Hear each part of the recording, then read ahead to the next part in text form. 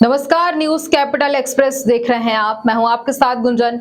Bulletin की शुरुआत करेंगे बड़ी खबर के साथ।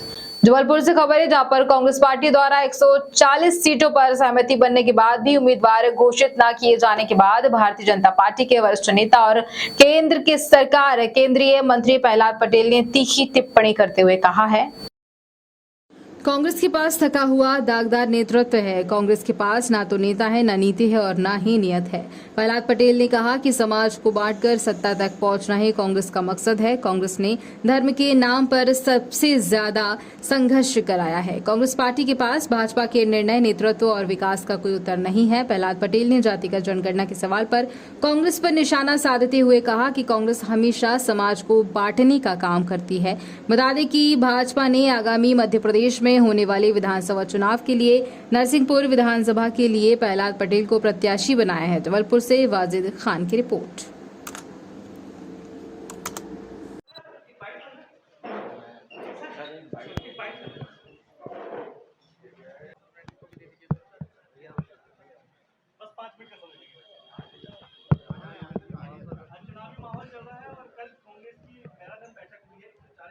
और कल कांग्रेस की मैराथन बैठक हुई है 140 नामों पर, लेकिन लिस्ट अभी तक तय नहीं हो पाई है। मैंने पहले ही कहा था आपसे, कांग्रेस के पास में 2003 के पहले का थका हुआ और दागदार नेतृत्व है।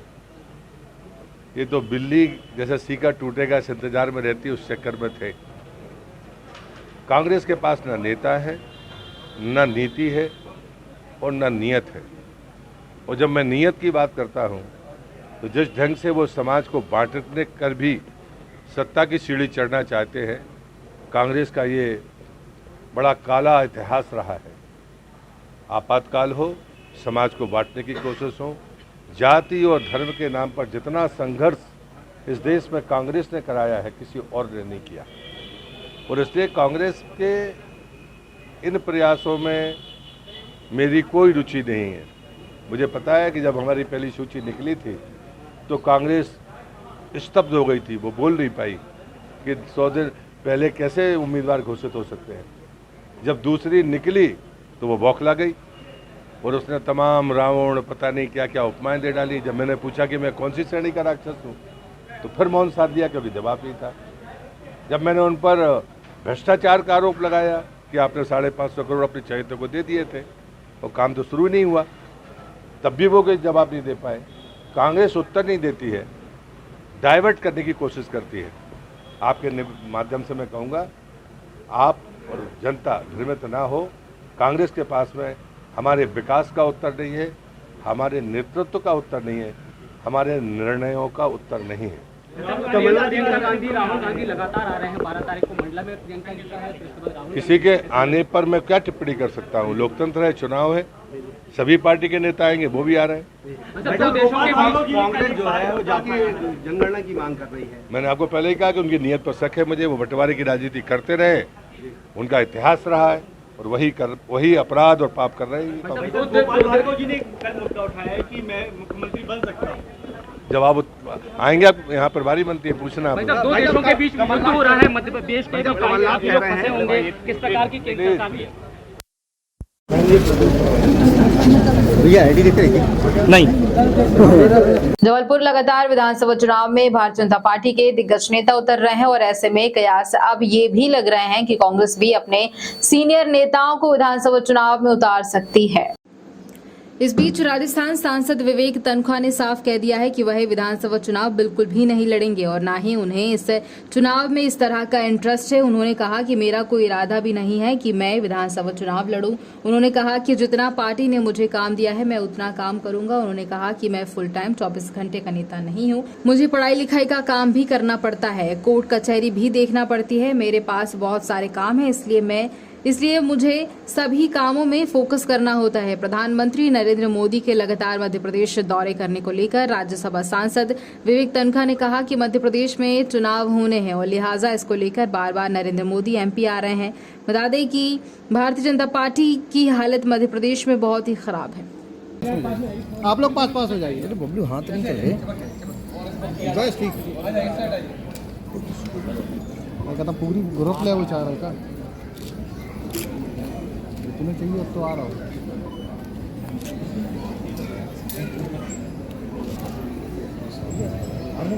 चाचा अब आप लोग अपने अपने स्थान पर जाकर बैठ जाइए। मैं यहाँ से अनाउंस करूँगा किस प्रकार सिस्टम से हम मशीन देने जा रहे हैं।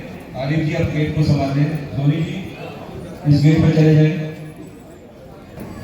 हम यहाँ से बहुत सम्मान के साथ 25-25 महिलाओं के ग्रुप को स्टार पे जहाँ खड़ा मैं बिल्कुल इंटरेस्टेड नहीं हूँ। मेरे अभी 5-6 साल बचे हैं राज्यसभा के। मैं बहुत संतुष्ट हूँ। मैं कोई इलेक्शन में आने का मेरा कोई इरादा नहीं है। ना तो मेरे से किसी ने पूछा है, ना किसी ने मुझे बोला है, और ना मैं लड़ने वाला हूँ। फर्दर पूछे तो नहीं, मैं लड़ने वाला नहीं हूँ, क्योंकि मैं जानता हूँ कि इंसान को जितना काम मिला है, इंसान को पहले वो काम अच्छे से पूरा करना चाहिए। मैं फुल टाइम 24 घंटे का वो नेता नहीं हूँ। मुझे पढ़ाई लिखाई का काम भी करना पड़ता है, कोर्ट कचहरी का भी काम करना पड़ता है, रोटरी और नए NGOs के भी काम करने पड़ते हैं। तो मेरे पास बहुत सारे इश्यूज हैं लाइफ में जिनको मैं एडजस्ट करता हूँ। प्रधानमंत्री कल 5 तारीख में आ रहे हैं जबलपुर में।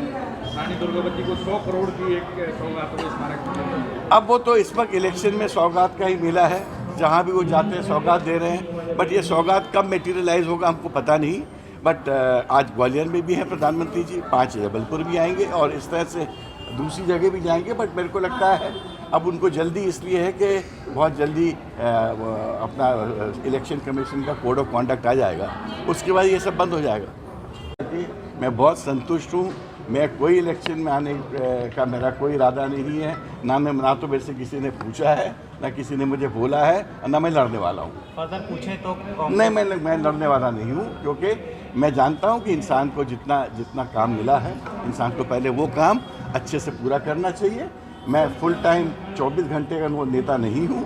मुझे पढ़ाई लिखाई का काम भी करना पड़ता है, कोर्ट कचहरी का भी काम करना पड़ता है, रोटरी और नए NGOs के भी काम करने पड़ते हैं। तो मेरे पास बहुत सारे इश्यूज हैं लाइफ में जिनको मैं एडजस्ट करता हूँ। राष्ट्रीय किसान मजदूर महासंघ के राष्ट्रीय संयोजक शिव कुमार काका जी ने विधानसभा चुनाव के ठीक पहले ये घोषणा की है कि किसानों को कर्ज माफी चाहिए और कर्ज माफी उनके लिए बहुत जरूरी है, क्योंकि बीते समय में डीजल, बिजली, खाद और बी में आई महंगाई की वजह से किसानों की खेती में लागत बहुत अधिक बढ़ गई है। ऐसी स्थिति में यदि एक बार किसानों को कर्ज माफी दी जाती है तो किसने की अर्थव्यवस्था पटरी पर आ जाएगी। शिव कुमार काका जी ने भारतीय जनता पार्टी सरकार पर आरोप लगाया है कि शिवराज सरकार के दौरान मध्य प्रदेश में किसानों के खुल के जल स्रोतों तक पर टैक्स शुरू हो गया है। किसान नेताओं का कहना है कि सरकार को यदि किसानों की अर्थव्यवस्था सुधारना है तो किसानों को मिनिमम सपोर्ट प्राइस मिलने की गारंटी का कानून बनना होगा। हालांकि किसानों ने इसी मांग को लेकर पहले भी आंदोलन किया, लेकिन सरकार है कि इस पर एक मत नहीं हो पाई। वहीं राष्ट्रीय किसान मजदूर महासंघ का आरोप है कि सरकार ने कुछ ऐसी कार्य कर रखे हैं जिसके तहत सरकार मिनिमम सपोर्ट प्राइस पर खरीदी धीरे धीरे घटाएगी और अंतर्राष्ट्रीय व्यापार समझौते में ये शर्त भी है कि एसपी पर सरकारी खरीद पूरी तरह बंद की जाए। राष्ट्रीय किसान मजदूर महासंघ का आरोप है कि सरकार धीरे धीरे एमपी पर खरीदी पूरी तरह बंद करेगी।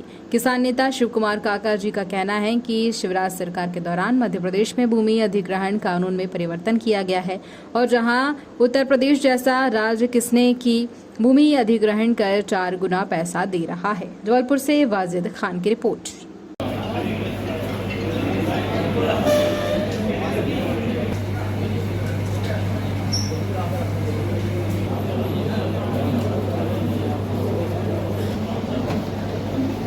सभी साथी पत्रकार बंधु आ गए क्या?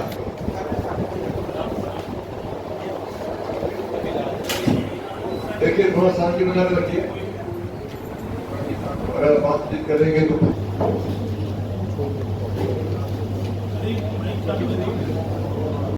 सागर से नरसिंहपुर से छिंदवाड़ा, सिवनी, मंडला होते हुए हम भोपाल जबलपुर आए हैं और जबलपुर से कटनी, उमरिया, शहडोल, ऐसा पूरा चार्ट है। जिन साथियों को चार्ट चाहिए होगा और 10 पन्ने का हमारा एक मांग पत्र है 166 मांगों का जो हमारे साथियों ने दिया होगा आपको, वो हमारा कल जी आपने बोला किसानों पर मुकदमे लगाए गए हैं, सरकार ने वादे भी किए थे मुकदमे हटाने की जी, लेकिन सरकार ने फिर वादा नहीं निभाया। देखिए ये तो बड़ी आश्चर्य की बात बताऊं आपको। तत्कालीन गृह मंत्री ने कहा, विधानसभा के अंदर झूठ बोला कि कक्का जी पर जो मुकदमे लगाए गए हैं वो हमने उनके साथियों से सबके वापस ले लिए और मुकदमा हमने पीसी पे जाकर बरेली में गोलीकांड में मुकदमा जीत के आए। जब विधानसभा में गृह मंत्री झूठ बोल सकता है तो इससे बड़ी बात और क्या होता है। आपके एनकाउंटर की साजिश रची गई थी। देखिए बरेली में हुआ ये, हरि सिंह प्रजापति नाम का एक व्यक्ति था, हम 250 किसान थे केवल। तो रात को 12 बजे मेरे पास एक फोन आता है आईबी वाले का, बोलता है मैं किसान का बेटा हूं, नाम नहीं बताऊंगा, कल आपका एनकाउंटर होगा। मैं था सुल्तानपुर में। तो मैंने कहा भाई मैं तो बड़े बड़े आंदोलन में गया हूं, ये 250 किसान के आंदोलन में कैसे एनकाउंटर होगा, तेरे पास प्रमाण क्या? मैं किसान का बेटा हूं चलिए, और आप एकमात्र किसान नेता हैं प्रदेश के। बोले पचमढ़ी से पीटीएस फायरिंग रेंज की 10 AK-47 इशू कर दी गई है 2 दिन पहले। 4 जिले की पुलिस बुला ली गई और पर्याप्त फोर्स है। 4000 का फोर्स लगा हुआ है 250 किसान के लिए। उनके ही पुलिस वाले ने एक गाड़ी में आग लगाई, 6 गाड़ियां एक साथ खड़ी की थी सटा के, 3 गाड़ियां जलने लगी। मैंने कहा गोली चलेगी। हरि सिंह प्रजापति नाम का व्यक्ति मेरे पास आता है और ऐसा करके खड़ा हो जाता है, उसके खोपड़ी में गोली लगती है और जबड़े फंस जाती, मेरे सामने फंस जाता है। मंदसौर गोलीकांड में मुझे पॉइजन देने की कोशिश की गई, 5 बार प्राणघातक प्रयास हुए। और दूर की बात और है, चूंकि ये वो लोग हैं जो इसमें विश्वास रखते हैं तंत्र मंत्र में, तो विदिशा में जिले में एक मंदिर में 21 दिन तक भी हमारी अनुष्ठान हुआ हमको मारने के लिए। सरकार क्यों कर रही है ऐसा? कर रही है क्या? देखिए सरकार क्यों कर रही है तो वही बताएगी। आप हम में सत्य बोलने का साहस है। नकली खाद मध्य प्रदेश में 20,000 करोड़ का बिकता है। हमारे पास फोन आता है, हम 20,000 करोड़ का नकली खाद बेचते हैं, आपको मरवाने में 5 लाख लगेगा। आप बंद करिए बकवास, क्योंकि सब साझेदारी सरकार के लोगों की है। जो नकली खाद आ रहा है उसको हमको पता है, हमने व्यक्तिगत सीएम से कहा ये नकली खाद कहाँ से आ रहा है, नकली बीज कहाँ से आ रहा है। हमने पकड़ा कि भारत मध्य प्रदेश सरकार 200 करोड़ का नकली बीज अमानक बीज बुलवाती है जिसका पेमेंट अभी नहीं हुआ। क्योंकि सर विधानसभा चुनाव की लगभग तैयारी शुरू हो गई है, तो आपका जो संगठन है किसी राजनीतिक दल को समर्थन करेगा क्या? देखिए मैंने कहा आपसे पहले भी निवेदन किया, हम नॉन पॉलिटिकल वोट की बात नहीं करेंगे, वोट की बात बिल्कुल नहीं करेंगे। रिपोर्ट कार्ड हम सामने रखेंगे। और वैसे तो ये अखिल भारतीय राष्ट्रीय कांग्रेस के राष्ट्रीय प्रवक्ता आलोक शर्मा राजधानी भोपाल पहुंचे, जहां उन्होंने पीसीसी कार्यालय पहुंचकर पत्रकार वार्ता को संबोधित किया। इस दौरान उन्होंने प्रदेश की शिवराज सरकार पर कई गंभीर आरोप लगाए। उन्होंने आरोप लगाते हुए कहा कि मध्य प्रदेश में शिवराज सरकार ने आदिवासियों के लिए मुख्यमंत्री आदिवासी चरण पादुका योजना के तहत जूते, चप्पल और छाता खरीदे थे, जिसमें करीब 60 करोड़ रुपए का घोटाला किया गया। इस पूरे मामले में वन मंत्री भी संलिप्त हैं और कांग्रेस ने इस पूरे प्रकरण में स्पष्टीकरण मांगा है और निष्पक्ष जांच की मांग की है।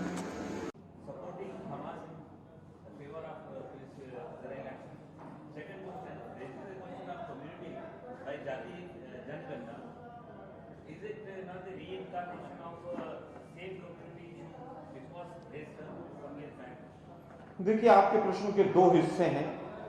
पहला प्रश्न का आपका जो हिस्सा है वो इजराइल और फिलिस्तीन से जुड़ा हुआ है, जबकि उसका कोई बहुत संबंध मध्य प्रदेश के आने वाले चुनाव से नहीं है। लेकिन फिर भी मैं कहूंगा कि आप प्रबुद्ध पत्रकार हैं, CWC का रेजोल्यूशन शायद आपने अभी देखा नहीं है। एक कहावत है कि जब तक सच अपने जूते के फीते बांधती है, झूठ पृथ्वी के 2 राउंड लगाकर चक्कर लगाकर आ जाती। हमारे रेजोल्यूशन में ना हमास का नाम है और ना हमने किसी आतंकी संगठन का समर्थन किया है। हमने केवल शांति की अपील की है और फिलिस्तीन के साथ और इजराइल के साथ एक जैसे संबंध रहें, ये हमारा केवल प्रण नहीं है। ये तमाम जो सरकारें पहले भी आई हैं उन सब ने ही हमेशा से इसी प्रण के साथ काम किया। चाहे वो अटल बिहारी वाजपेयी जी का भाषण अगर आप लोगों ने सुना हो, जिसमें वो मोरारजी देसाई जी का जिक्र करते हैं, और चाहे हमारी सरकार में इंदिरा गांधी जी का, चाहे फिलिस्तीन हो चाहे इजराइल हो, सबके साथ हमने अच्छे मधुर संबंध रखे हैं। और मैं एक पत्र है 2 नवंबर 2022 का, ये मोदी जी के द्वारा लिखा गया है, ये मैसेज है फिलिस्तीन के लिए, फिलिस्तीन के पक्ष में। तो क्या मोदी जी भी हमास का समर्थन कर रहे थे? क्या अटल बिहारी वाजपेयी जी भी हमास का समर्थन कर रहे थे? कांग्रेस पार्टी ने हमेशा से आतंकवाद के खिलाफ लड़ाई लड़ी है। हमने अपने मुख्यमंत्री खोए हैं, 2 पूर्व प्रधानमंत्री और प्रधानमंत्री खोए हैं, उनके शरीर के चिथड़े उड़ गए। इसलिए बीजेपी जो एक कपटी राष्ट्रवाद का चोला ओढ़कर शिवराज सिंह सरकार के घोटालों पर पर्दा डालना चाहती है, देश की जनता जान चुकी है कि इनका असली चाल चरित्र और चेहरा कैसा है। हम तो सीधा पूछना चाहते हैं कि 2 नवंबर 2022 को मोदी जी ने जो इतना लंबा चौड़ा पत्र लिखा था, जिसमें मैंने अंडरलाइन भी किया है पूरा, तो क्या आप ये सोचते हैं कि मोदी जी हमास का समर्थन कर रहे थे? मुझे लगता है नहीं। विदेश नीति एक सरकार की होती है, किसी पार्टी की नहीं होती है। लेकिन दुर्भाग्य है कि अर्थनीति और विदेश नीति दोनों अब अडानी नीति बन गई है, इसलिए इस तरह की गलत खबरें प्रचारित की जाती हैं। दूसरा हिस्सा आपके सवाल का जातिगत जनगणना से संबंधित था। जातिगत जनगणना से संबंधित पक्ष और विपक्ष में हमेशा से विचार आते रहे।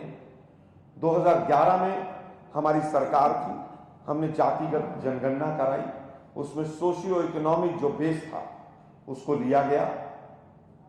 लेकिन 2013-14 तक, जब तक आंकड़े फिल्टर होकर आए, मोदी जी की सरकार आई और मोदी जी की सरकार ने उन आंकड़ों के ऊपर कुंडली मारकर बैठने का काम किया। इनका केवल एक ही काम रहता है, जाति हो, धर्म हो, विद्वेष फैलाने के नाम पर कोई मौका नहीं चूकते हैं ये लोग, और उसी के आधार पर केवल वोट मांगते हैं। 2018 में भी रोहिणी कमीशन आया, उसकी भी तमाम रिकमेंडेशंस आई। उसमें भी कहा गया कि जाति के आधार पर जो लक्ष्य पाने चाहिए थे, शायद वो लक्ष्य सामाजिक विकास के हम अभी तक नहीं पा पाए हैं। रोहिणी कमीशन की रिकमेंडेशन उन्हीं के लॉ कमीशन के द्वारा बनाई गई, उसको भी दबाकर बैठ गए। पिछले 1.5 वर्ष से हाई कोर्ट और सुप्रीम कोर्ट में जातिगत जनगणना का सरेआम खुलेआम ये बीजेपी की सरकार विरोध करती रही कि जनगणना काम किसका है किसका नहीं है। हम तो कह रहे हैं भाई आपका है, आप कर लीजिए। अगर बिहार सरकार से कोई त्रुटि रह गई है, आप उसको दूर कर लीजिए। जिस समय पर निर्णय लिया बिहार सरकार ने, तब भी आपके 16 मंत्रियों के साइन हैं, और श्री 1008 कुआड़ानंद महाराज एक है, वहां पर हैं उनके मंत्री, उन्होंने तो स्वयं उस पर सिग्नेचर किए थे। तो मुझे लगता है कि कांग्रेस पार्टी मानती है कि जातिगत जनगणना भी हो, सोशियो इकोनॉमिक एजुकेशनल बैकग्राउंड जो बेसिस हैं, उसके आधार पर तमाम साक्ष्य देश के सामने आने चाहिए। प्लानिंग कमीशन से लेकर और छोटे विभाग तक जो भी योजनाएं बने, उन आंकड़ों के आधार पर बने, तो देश का समग्र, समाज का समग्र विकास होने में हमें मदद मिलेगी। इसमें हमारा केवल लक्ष्य ये है। माननीय राहुल गांधी जी, खड़गे जी और कमलनाथ जी ने पूरी तरह से इन बिंदुओं को स्पष्ट किया। धन्यवाद मिश्रा साहब। यहाँ पर आए तमाम पत्रकार बंधुओं का इस सभागार में मैं तहे दिल से कांग्रेस पार्टी की तरफ से स्वागत करता हूँ। तत्पश्चात इस मध्य प्रदेश की भूमि, इस मध्य प्रदेश के तमाम स्वतंत्रता सेनानी, यहाँ के देवी देवता, यहाँ के भूमि देवता और यहाँ की वायुमंडल, नभ, जल, जो भी प्रकृति की ताकतें हैं, कांग्रेस पार्टी की तरफ से मैं सर झुकाकर सभी को नमन प्रस्तुत करता हूँ। जैसा कि आप सभी लोग जानते ही हैं कि चुनाव की बेला है और चुनावी बेला में तमाम चीजें अब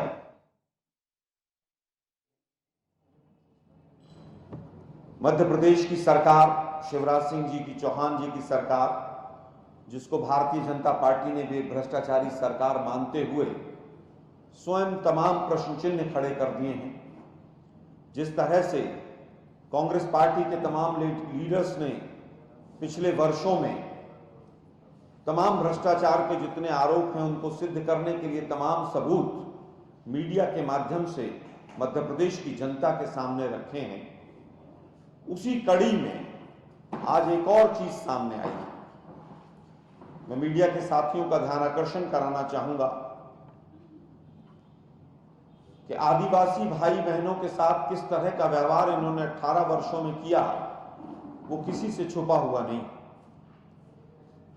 उनकी चाहे वो जूते की बात हो, चाहे साड़ी की बात हो, पानी की बोतल की बात हो, आज एक नया प्रकरण सामने आया है कि जो छाता खरीदने की जो पूरी प्रक्रिया थी और जिस रेट पर आदिवासी भाइयों के लिए छाता खरीदा गया, मुख्यमंत्री चरण पादुका योजना के तहत, उसमें वन मंत्री विजय शाह जी और जो संघ है राज्य लघु वनोपज संघ, उसके एमडी महोदय, इन दोनों की जो फाइल की रिमार्क्स और टिप्पणियां हैं, जो टीप हैं, उनसे क्लियर पता चलता है कि इस पूरे प्रकरण के अंदर लगभग 50 से 60 करोड़ का एक गबन हुआ है, एक घोटाला हुआ है। जिस तरह से रेट आए छाता खरीदने के लिए, सबसे पहले 246 रुपए का रेट मानने के लिए सरकार आगे बढ़ी, लेकिन जब चारों तरफ से विरोध आया कि यही छाता बाजार में 140 रुपए में वही कंपनी बेच रही है, तो उसके बाद उस रेट को घटाकर 240 किया, फिर 209 किया, और फिर मंत्री महोदय ने स्वयं कहा कि 200 रुपए में इसको खरीद लीजिए। अगर ये पूरा प्रकरण हम देखें, जूतों से जो शुरू हुआ, पानी की बोतल, साड़ी से होता हुआ, इसमें लगभग 50 से 60 करोड़ रुपए का गबन सामने नजर आता है। कांग्रेस पार्टी वन मंत्री से इस बारे में स्पष्टीकरण मांगती है और वन मंत्री से तुरंत इस्तीफे की मांग करती है। अब शिवराज जी से तो इस्तीफा मांगने का समय ही चला गया, वो तो स्वयं अपनी जो भ्रष्टाचार की, उनकी जो घोटालों की लिस्ट है, उसको लेकर आज ऐसा प्रतीत होता है कि वो गंगा के किनारे बैठ के उस लिस्ट को पढ़ रहे हैं। कहीं सोशल मीडिया पे ऐसा नजर आ रहा है। मुझे लगता है कि जिस तरह से लगभग 50 लाख के करीब परिवार इस योजना के तहत प्रभावित हुए, जिस तरह से तेंदुपत्ता कलेक्शन करने वाले तमाम हमारे आदिवासी भाई इससे जुड़े रहे, गजब बात है कि सरकार न भगवान के जो स्थान है उनको छोड़ती है, चाहे महाकाल का मंदिर हो, चाहे वेंकटेश भगवान का मामला हो, व्यापम का ऑफिस तो यहीं आपके पड़ोस में ही है, जिसमें करोड़ों युवाओं के साथ किस तरह से ठगी की गई, किस तरह से करोड़ों युवाओं के भविष्य के साथ इन लोगों ने खिलवाड़ किया। और आज हालात ये हैं कि मुद्दों को भटकाते हुए और जिस तरह से आज भी मध्य प्रदेश की जनता को गुमराह करने का काम ये सरकार कर रही है, ये बहुत ही दुर्भाग्यपूर्ण है। पिछले एक वर्ष में कई दर्जन घटनाएं इस तरह की हुई हैं जिसमें आदिवासी भाई बहनों के साथ, उनकी अस्मिता के साथ खिलवाड़ हुआ। मूत्र विसर्जन से लेकर और तमाम ऐसी घटनाएं हैं, कभी जूते की माला पहनाने की बात, और एक तरफ फिर आप पैर धोकर नौटंकी करके जनता को गुमराह करने का काम करते हैं कि आप आदिवासी भाइयों के हितों की रक्षा करना चाहते हैं। कांग्रेस पार्टी की आधिकारिक मांग है कि वन मंत्री महोदय इस पूरे प्रकरण पर अपना स्पष्टीकरण दें, उसके अंदर जिस तरह की जांच होनी चाहिए वो जांच हो, और तुरंत जो भी तमाम कागजात हैं इससे संबंधित जुड़े हुए, टेंडर के डॉक्यूमेंट्स, टेंडर के बाद के, ये मीडिया के साथियों के माध्यम से मध्य प्रदेश की जनता के सामने रखे जाएं, ताकि इसमें दूध का दूध और पानी का पानी हो सके। लगभग 50 से 60 करोड़ रुपए का इसमें गबन प्रतीत होता है। मैं समझता हूं कि आप लोगों ने भी, क्योंकि आप लोकतंत्र के चौथे स्तंभ हैं, और जिस तरह से ये सरकार पूरी तरह से कमीशन खोरी पर चली, इस सरकार के कोई भी किसी भी विभाग की कोई भी फाइल उठा लीजिए, यही कारण है कि जिस तरह से आग लगाई गई सरकारी फाइलों के अंदर, उसका आज तक जांच लग के कैसे लगी, क्यों लगी, मध्य प्रदेश की जनता को नहीं पता चला। लेकिन ये तमाम जो घटनाएं सामने आ रही हैं, इससे क्लियर पता चलता है कि ये कमीशन की सरकार, ये घोटालों की सरकार, इसका सीधा सीधा ताल्लुक किसी भी घोटाले को उठा लीजिए, शिवराज सिंह जी या तो स्वयं उस पर लिप्त पाए गए या उनके मंत्रिमंडल के लोग पाए गए। नंबर 2, चुनाव आयोग ने ही प्रेस कॉन्फ्रेंस जारी किया 7 पक्ष में, तो क्या लगता है कि 7 पक्ष चुनाव आयोग ने देखा, क्या नैतिकता है इसमें? देखिए, मुझे लगता है कि वो प्रश्न तो आप चुनाव आयोग से पूछेंगे तो वो बेहतर उत्तर दे पाएंगे, पहली चीज। दूसरा, जो क्रिमिनलाइजेशन ऑफ पॉलिटिक्स पे आपने प्रश्न पूछा, वो महत्वपूर्ण प्रश्न है। और एडीआर की रिपोर्ट अगर आप पढ़ें तो 100 से ज्यादा सांसद और मंत्री भाजपा के ऐसे हैं जिनके ऊपर हीनियस क्राइम नहीं है, हीनियस क्राइम है, जिसमें डकैती, रेप, मर्डर, तमाम इस तरह की धाराएं लगी हुई। और उत्तर प्रदेश के बगल के मुख्यमंत्री का साहब की अगर आप चार्जशीट पूरी देख लें तो आप चौंक जाएंगे। गुजरात के इनके प्रदेश अध्यक्ष CR पाटिल की अगर आप एफिडेविट देख लें तो 108 केस हैं उनके ऊपर। मुझे लगता है चुनाव आयोग ने बीजेपी को सुनाने के लिए, बीजेपी को आगाह करने के लिए ये पूरी तरह से स्टेटमेंट दी है, और बीजेपी इसका संज्ञान ले कि क्रिमिनल लोगों को टिकट ना दे। कांग्रेस पार्टी ने हमेशा से इस चीज का ध्यान रखा है और मध्य प्रदेश में भी ध्यान रखा जाएगा। अखिल भारतीय आरक्षित समाज पार्टी विधानसभा क्षेत्र एवं प्रस्तावित विधानसभा प्रत्याशियों की 35 उम्मीदवारों के साथ पहली सूची जारी। पार्टी के प्रदेश अध्यक्ष वृंदावन लाल बरार ने बताया है कि 15 अक्टूबर से दूसरी लिस्ट भी जारी कर दी जाएगी, जिसमें लगभग 100 नाम और होंगे। दरअसल विधानसभा चुनाव निष्पक्ष एवं शांतिपूर्ण तरीके से संपन्न कराने के लिए और शांति के साथ त्योहार मनाने को लेकर वरिष्ठ अधिकारियों की निगरानी में जहांगीराबाद इलाके में विशाल फ्लैग मार्च निकाला गया। पुलिस अधिकारियों के साथ RAF की 107 बटालियन मौजूद थी। इसमें वाहनों के साथ पैदल मार्च कर सुरक्षा व्यवस्थाओं का जायजा लिया गया। फ्लैग मार्च की शुरुआत जहांगीराबाद थाने से हुई, जो विभिन्न संवेदनशील इलाकों और क्षेत्रों में करीब 1.5 घंटे में लगभग 20 किलोमीटर का सफर तय कर समापन हुआ। फ्लैग मार्च का नेतृत्व सहायक पुलिस आयुक्त सुनील उपाध्याय और RAF के डिप्टी कमांडेंट प्रभांशु प्रभाकर ने किया।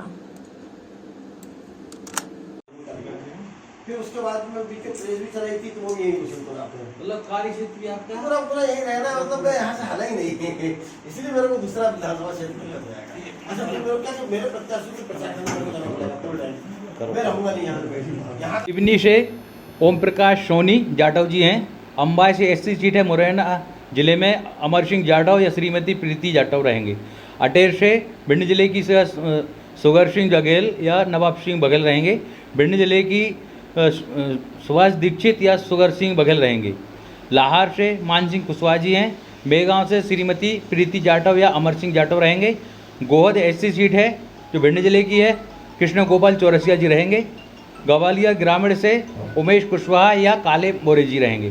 ग्वालियर से श्री अशोक सिंह जाटव, ग्वालियर पूर्व से विवेक हेमराज या श्री राकेश कौशल, ग्वालियर दक्षिण से सोनू खान जी रहेंगे। नरियावली से हरविंद ठेकेदार या काशीराम बंसल रहेंगे। जतारा SC सीट से राजेश कुमार वंशकार या बागचंद चढ़ार रहेंगे। पृथ्वीपुर से तेज सिंह घोष या पप्पू रजक रहेंगे। खरगापुर से पुष्पिन सिंह दाऊ या राम प्रकाश दीक्षित जी होंगे। चांदला से राजू बिछोले या श्री बाबूलाल मस्ताना जी होंगे। पथरिया से गोविंद बंसल जी। गुन्नौर से श्री नरेंद्र बंसकार। रेगांव से मनोज बागरी। सतना से घनश्याम सिंह। रामपुर बघेलन से रामशंकर प्यासी या सज्जन सिंह तिवारी। बरघाट से सतीश कुमार सरयाम गौड़ साहब।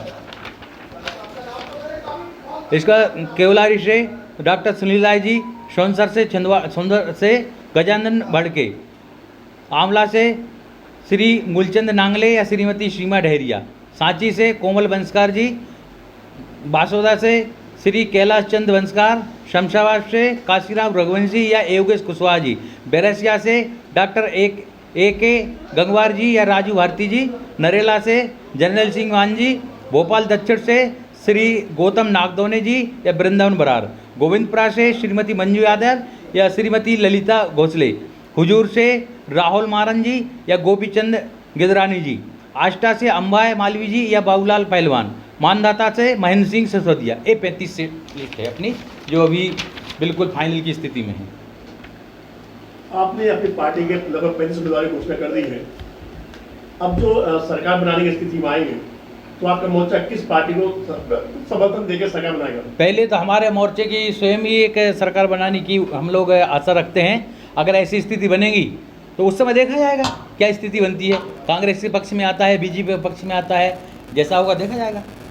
तो क्या अभी उस मुद्दे पे कोई निर्णय आपकी पार्टी में बात नहीं चल रही है? नहीं, बात हुई है कि हमारी अपनी सरकार बनाओ। हमारा जो मोर्चे का उद्देश्य है संविधान बचाओ अपनी सरकार बचाओ के माध्यम से ये मोर्चे के लोग सभी सहयोगी हैं।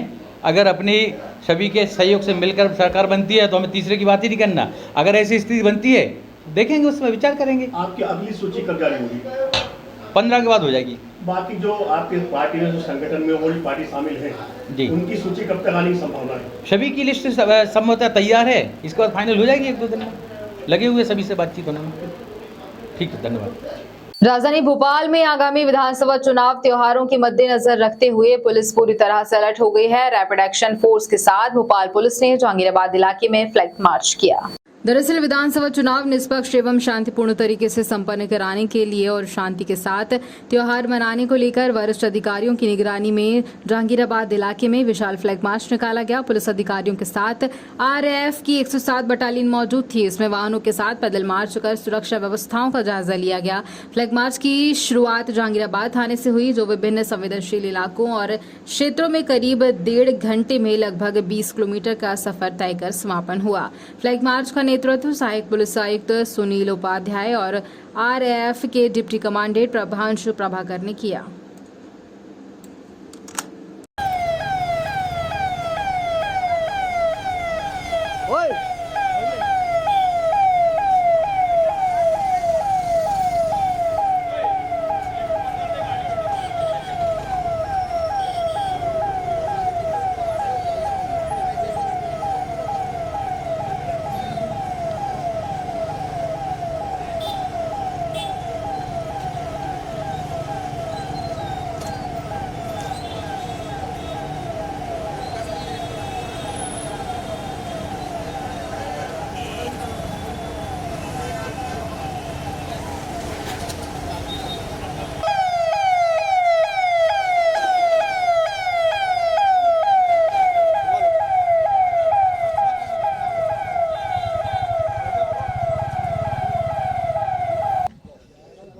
आगामी त्यौहार भी है और विधानसभा चुनाव की डेट भी आ गई है जी। कितनी रिस्पॉन्सिबिलिटी मानते हैं, क्योंकि जिस तरह से आप क्षेत्र में घूम रहे हैं, सारे जो संवेदनशील थाना क्षेत्रों के अंदर आपका भ्रमण भी चल रहा है, अभ्यास परिचय भी चल रहा है, तो कितना इसको सक्सेस मानते हैं? ये जो हमारा एक MHA की गाइडलाइन के तहत एक फेमराइजेशन एक्सरसाइज होती है, उसमें शहर के विभिन्न थानों में, मध्य प्रदेश के हर जिले में जो भी संवेदनशील अति संवेदनशील जिले हैं, वहाँ थानों में जाकर भ्रमण किया जाता है। वहाँ की भौगोलिक या सांप्रदायिक जो भी स्थिति उसके बारे में जानकारी ली जाती है, ताकि अगर ज़रूरत पड़े तो हम वहाँ पे जल्दी से जल्दी पहुँच के अपनी कार्रवाई कर सकें।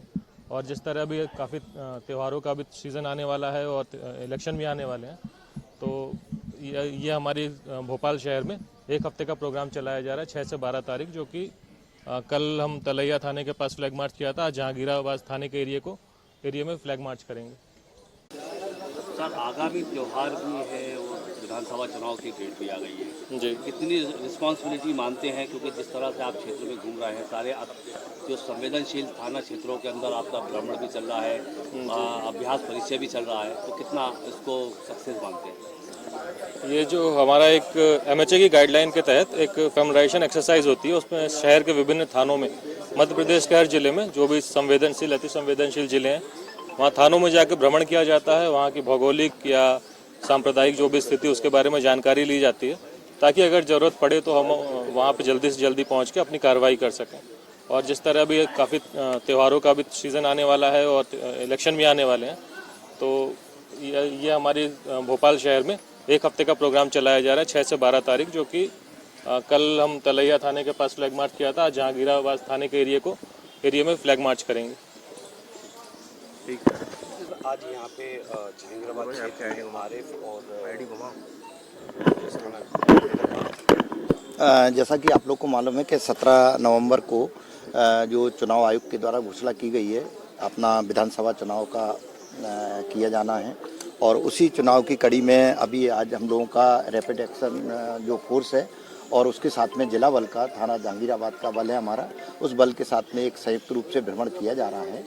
और इसका एक ही उद्देश्य है कि निष्पक्ष चुनाव कराया जाना और लोगों के बीच में निष्पक्ष चुनाव के संबंध में मैसेज दिया जाना। इसमें क्या इस तरह से रैपिड एक्शन फोर्स मैदान में उतरा है? 6 तारीख से 12 तारीख तक का एक इनका अभियान है। उस अभियान में क्या असामाजिक तत्वों की धरपकड़ भी है या केवल शांति व्यवस्था बनाए रखने के लिए? नहीं, इसमें सभी चीज़ें हैं। इसमें जो अपराधी वर्ग हैं जिसके बारे में आशंका की जा सकती है कि ये चुनाव के अंदर कोई भी प्रकार का विघ्न उत्पन्न कर सकते हैं, उनकी भी धरपकड़ होगी, उनके खिलाफ भी प्रतिबंधात्मक कार्रवाई की जाएगी और पब्लिक के बीच में निष्पक्ष चुनाव हो और लोगों को अमन चैन के साथ में अच्छा चुनाव हो, यही मैसेज दिया जाना है। आदिवासियों ने जनसंपर्क किया है और बता दें कि आज भी बीजेपी सरकार 20 साल से राज शासन कर रही है, फिर भी उनकी हालत आज भी वही है, ना तो सही रोड है और ना ही तो सही बिजली नहीं है। यहाँ तक कि जो गोदाम में राशन मिलता है वो भी 2-2 महीने का खो गया जनता के बताने पर। और सुनने में मिला है कि कोटेदार को और उनके साथी मिलकर खा जाते हैं सभी हरिजन। उनसे सभी हरिजन आदिवासियों से मुलाकात की जिला प्रमुख महासचिव जिला सीधी दिनेश सिंह यादव। नमस्कार, हम दिनेश यादव जिला प्रमुख महासचिव समाजवादी से हैं। आज हम धनखोरी ग्राम पंचायत में हरिजन बस्ती में आए, उनसे संपर्क किए। यहाँ पर हमारी माताएं, बहनें, बुजुर्ग बैठे हैं। इनसे संपर्क करने के बाद पता चला कि हमारी ये जो बीजेपी की सरकार है ये घोषणा सरकार है, घोषणा करती है लेकिन कोई चीज़ यहाँ उपलब्ध नहीं है। बिजली दिन भर में 2 घंटे 1 घंटे मिलती है, दिन भर कटौती रहती है। यहाँ इस हरिजन आदिवासी में देख रहे हैं कि किसी भी घर में कनेक्शन के नाम पर ऐसे नहीं है, ना तो खंभे दिख रहे हैं।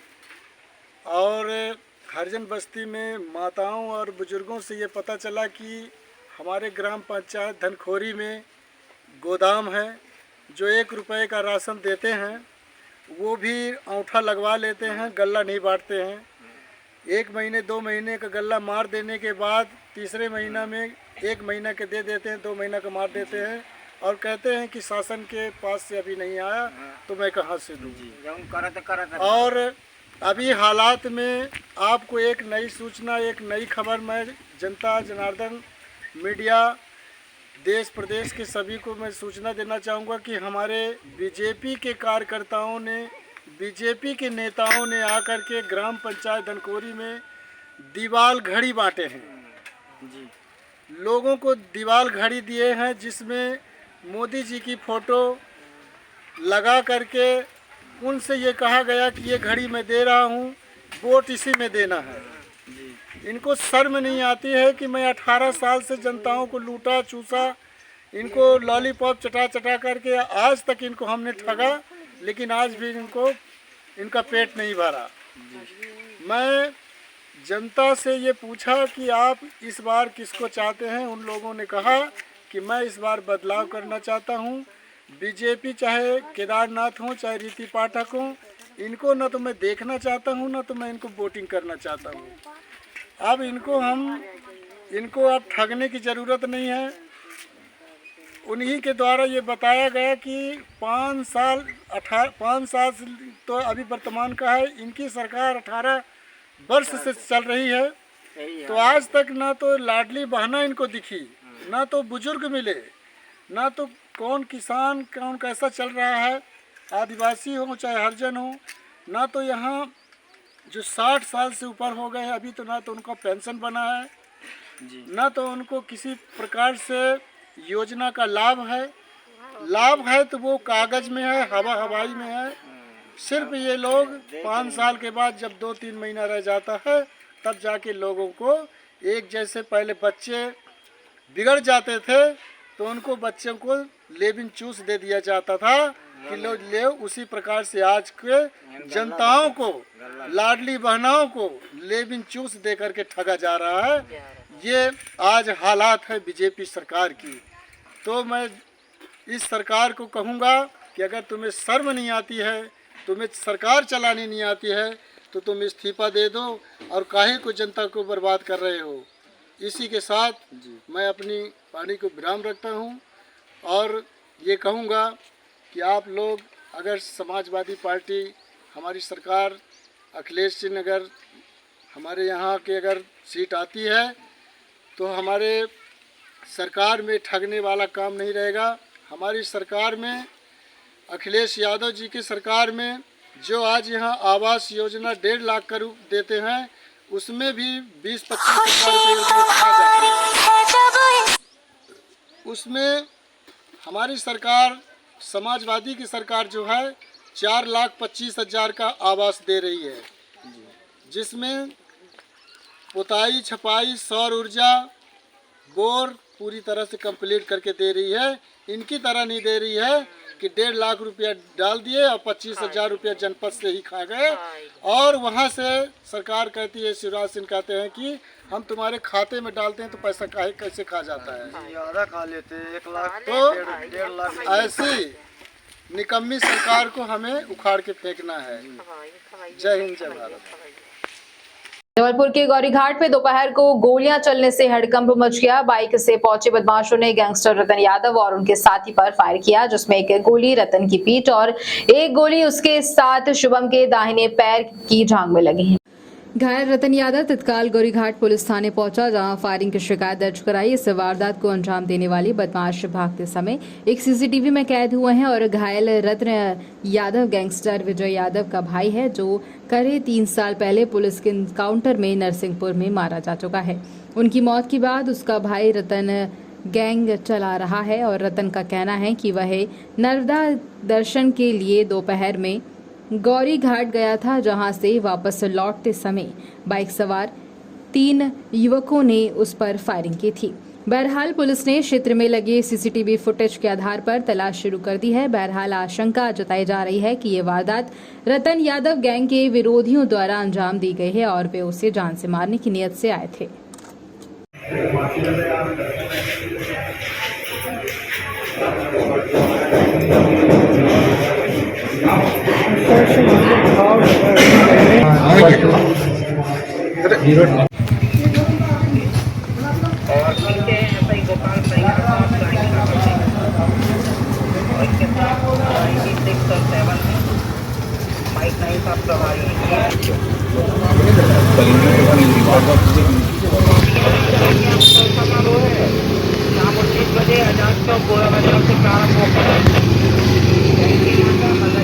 कोई ढूंढता है वो नहीं हमारे पास है, लेकिन हम ऑफिस में नहीं देंगे, अपने लिए रखें। ये फिर चली गई गोली।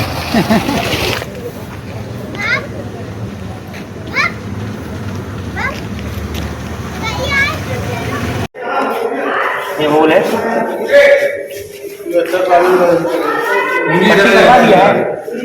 पट्टी नहीं हुई है।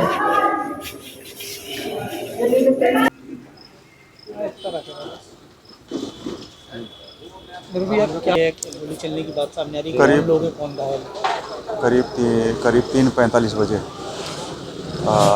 रतन यादव और शुभम समदनाथ का व्यक्ति आया कि किसी हमको पीछे से अज्ञात व्यक्ति ने मोटरसाइकिल चलते चलते गोली मारा है, जिससे पीठ में रतन यादव को और जांघ में शुभम यादव को गोली लगी है, जिसकी रिपोर्ट पर हमने तत्काल मुलाजा हेतु उनको भेजा गया और जहाँ पे गोलियाँ चली है वहाँ पे स्पॉट सीसीटीवी फुटेज देखने के लिए, ताकि वो आरोपी का पता चले। प्रयास कर रहे हैं सीसीटीवी फुटेज के आधार पे कि आरोपी कौन हो सकता है।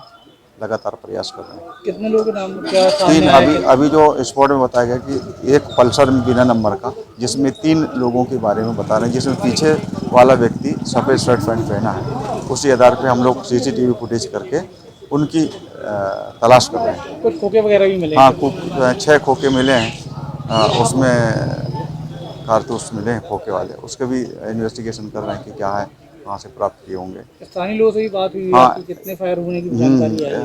5-6 फायर बता रहे हैं, हवा फायर भी हुई है, तो वो देख रहे हैं कहाँ से कहाँ तक हो गए हैं, वो देख रहे हैं। CCTV फुटेज कि हर रोड में खंगाल रहे हैं, जो मिल जाए उनको प्रयास कर रहे हैं। घायल से बात हुई होगी, क्या बताया, कहाँ आया था, क्या? हाँ, उनने बताया कि खारी घाट आए थे नर्मदा दर्शन करने, और नर्मदा दर्शन करके हम वापस जब हो रहे थे तब पीछे से फायर करके भाग गए हैं। ये लोग किस चीज़ में थे? ये मोटरसाइकिल से दोनों।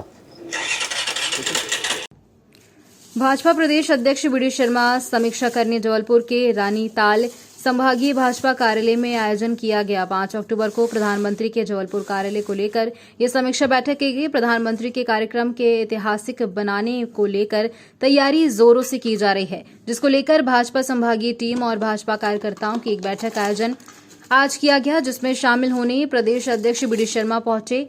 वहां पत्रकारों से चर्चा करते हुए प्रदेश अध्यक्ष बीडी शर्मा ने कमलनाथ के भ्रष्टाचार के बयान पर पलटवार किया है।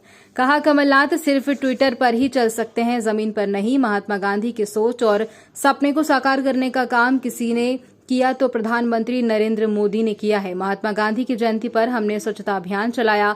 महात्मा गांधी की स्वदेशी सोच को हमने जमीन पर लाया। जिंदगी भर गांधी जी के नाम का दुरुपयोग करने वाले कांग्रेसी गांधी जी के विचारों से विमुख हो गए हैं। लोकल का स्वर अभियान के तहत 2 अक्टूबर को गांधी जयंती पर खड़ी ग्राम उद्योग खरीदा जाएगा।